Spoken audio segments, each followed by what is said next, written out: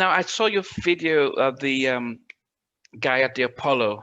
I think Albie Show introduces that. Was that the first performance at the Apollo? And Albie Show's introducing you guys, and It probably is.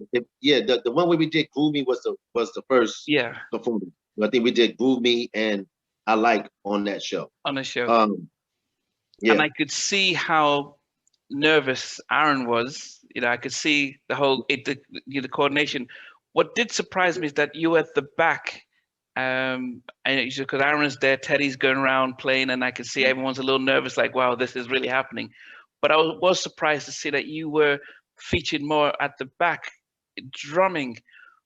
Was that sort Right. of? Did you have time to rehearse, and it was just on why? What was the thinking behind that at that early, very beginning? Well, I'm a drummer, so Okay. I am a drummer. So It's good to know because I used to think it was just part of the show, but you actually are a drummer. Okay. I was playing live. That was me playing. Wow. No, I was drumming. I mean, all the early part of Guy, the earlier part of Guy, I'm any of those shows, I'm basically playing drums, like Arsenio Hall show. Yeah.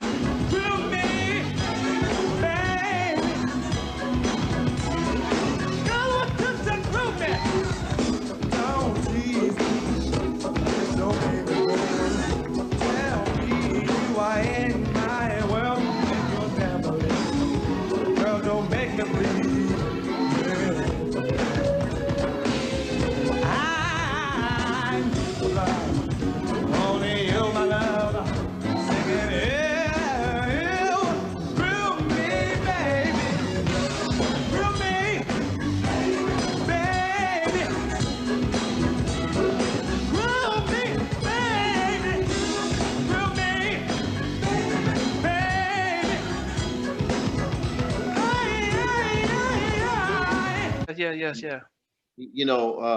The Apollo. I was on drums, but what the world was messing up was they thought I was the band, and I was like, I didn't know the guy in the back don't get the love. Hold up, wait, hold on for 1 second. Let me get off these drums, give the sticks to a drummer, and let me move some percussions to the front. Yeah. And I moved the percussions to the front. They was like, what is this? I am no longer gonna have the same outfit y'all wearing and be in the back and they think I'm a band. No, it's GUY. We got the GUY on the back of our stuff. I'm the Y. We're not playing no game. I'm going to the front. And then I realized what the front brings. The front brings that instantaneous love, that instantaneous thing. Yeah. I loved it. Yeah, I mean, it made sense because it was surprising at the beginning seeing those performances, but then later on seeing you up front. I've interviewed, Spec and KB from Basic Black and Mucho. I've interviewed Sprague, Doogie, Tammy Lucas. So right. I've spoken to everyone. So I think one of the things, because I start off by saying how much Father MC gives you love. One of the things I was surprised was that Guy was on Uptown, but I never thought of Guy being on Uptown. It almost felt like you were there, but you weren't really there. I almost felt that you guys were part of a different clique. So you had your Today, you had Abstract, Redhead Kingpin, you had. So I didn't really think you were part of Uptown. Did it feel what did it feel like? Did you feel like you were part of the Uptown family, or did you think you were more GR production from your point of view? Well, we was definitely more GR Productions for sure. I mean, but without Uptown, we wouldn't be us. Yeah. Without Andre Harrell, God bless his soul, we wouldn't be us. So, yeah, we was signed to GR Productions, but knowing the business now, you kind of realize, oh, I was signed to GR Productions. Anyway, I won't go negative on this thing, but my thing is, it's because of Andre Harrell and Uptown why we are here where we are today. That we had to go that route. Yeah. But GR Productions was probably one of the biggest production companies of the time because, like you said, Redhead Kingpin, Abstract, Guy on the top of the head of that. Today, Rex in Effect. You know what I'm saying? Yeah. Basic Black came way after that. They wasn't Okay. part of. It wasn't part of us in that clique. You know what I mean? So yeah, I don't think nobody. But you know, I put Guy, and everybody was always get upset at me. I put Guy on a whole other level of where we are in our life, right? Yeah. Like no, I don't put anybody on Guy's level. I just don't. So people could be mad at me, artists could be upset at me. They always get up, oh D man. I said, no, bro. You are not me, Aaron or Teddy. I don't care what those other. We did something that very few, and I say few, I can put on 4 fingers, have done, where changed the sound of music, gave a whole style and swag, Yeah. presented things that people did and made it mainstream. Jesus pieces, the canes, the brim hats, the overalls, the leather and the jean mixture. We had all that going on before anybody was doing it. As damn sure before they was doing it on a level where the world can take notice of it. You understand? Yeah. So, you know, and we created a whole sound, which is most important, a whole sound of music. So Yeah. I don't, you know, Yeah. I don't give. I don't, yeah. Yeah, most of our fans will not dispute the importance of Guy. Any poll I do, and I'll get over 3,000 votes. If Guy's there, it wins, because it was very. It really, you know, it shook the industry, shook all of us with the kind of music styling and everything. And I remember speaking to Mucho, and he was, because they were the backup band for Today, and he said, you know, Gene would have everyone really working, and I'd say who was the best, and they said that you guys, Guy, were just on a different planet when it came to the production and the music and the performance, and Exactly. but so that was really impressive. Back then, though, and I think we know the other side of Gene, and we'll talk about that later. But I wanted to focus on the worth ethic. You know, did you see yourselves as a Motown, and here was a Barry Gordy pushing you guys to be better than stuff, or was it like, man, this guy's pushing us too long. We're good as we are. What was it like back in those early days for you, especially coming from college, and really seeing show business from a new perspective? I don't look at it where Gene pushed us to like, y'all better be. Nah, No, Gene no, no. was, Perfection, to make sure that you were the best of the best. look, we made sure we was the best of the best. I don't, I don't also don't give him that, but what I do give Gene is the swag and the confidence. He gave us that.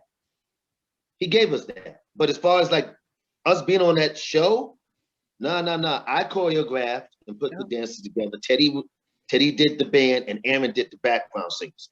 Like, we as a collective, Teddy, Aaron, Damion, made that show. We knew what we were good at.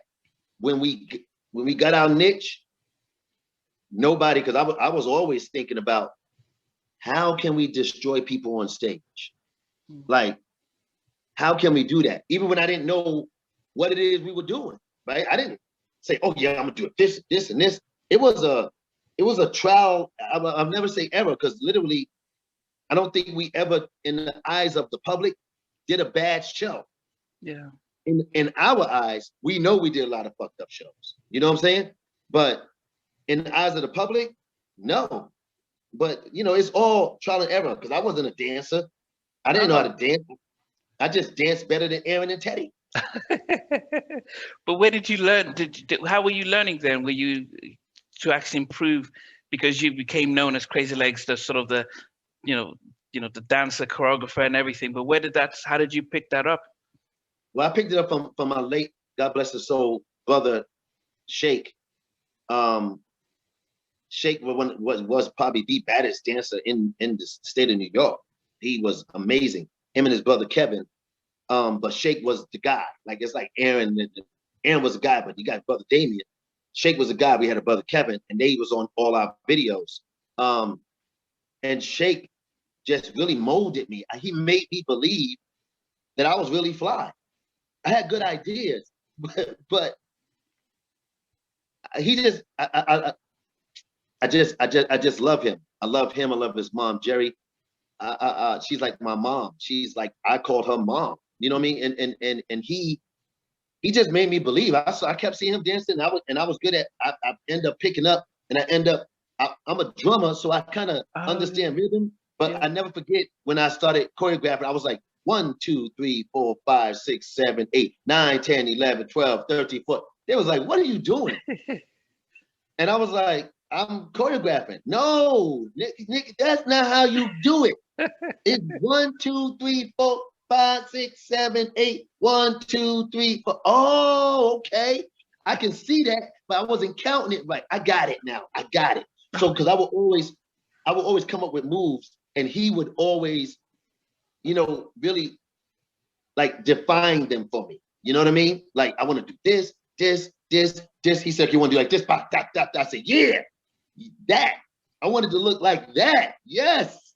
And by him doing that, it made me a better dancer. Now, I got to give credit where credit is due. I got the name Crazy Legs, but the original Crazy Legs from the Bronx, who was the Beat Street legend, breakdance legend, and to this day is still that cat. He's the original Crazy Legs. He is Crazy Legs. And thank God, we had a talk. Thank God I can dance and I could dance, because I would have disrespected his name big time. Yeah. So yes, I'm known for it, but he created it. So I want that to be known. Just in case people don't understand. There's 2 Crazy Legs. We both are fly as fuck, but he is the real dancer. I am that swag type of dancer. So I don't want to say I fooled y'all. I just want to say I did my thing for who I am. But who gave you the name? Who gave it to you? Because Aaron and Teddy. Aaron and Teddy gave me the name. Okay. Did they name you after him, or did they just say, "Man, it's just your legs"?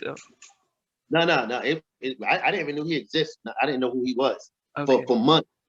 I mean, months. And then I heard that he was upset, and I was like, "Ooh, for what? What did I do? I own the trademark." But I didn't know. And then like I said, we spoke, and then I said, "Yo, much love. Bow down, bro. You great. He's great." So, but it's because the way I move. Like I'm just, just to this day, everybody know, they see me get down, they know how I get down. So it's what it is.